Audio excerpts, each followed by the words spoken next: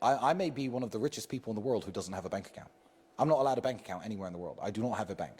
Completely clean criminal record in every country I've ever been to. I've never been convicted of a single crime, financial or otherwise. Why aren't I allowed a bank account? That's fucked up. When Andrew talks about matrix attack... In any country? In any country in the world. When Andrew talks about matrix attack and there are people behind the scenes trying to shut you down, if you think that we're crazy and you think we're conspiracy theorists, why aren't I allowed a bank? Sure, if I get found guilty of money laundering, take my banks away then. Why can I not get a bank anywhere in the world?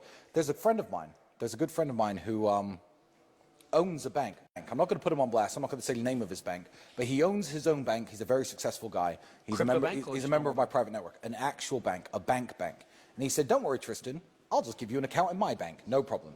Sent him my passport, my brother's passport, all my details. I said, good, make me a bank account.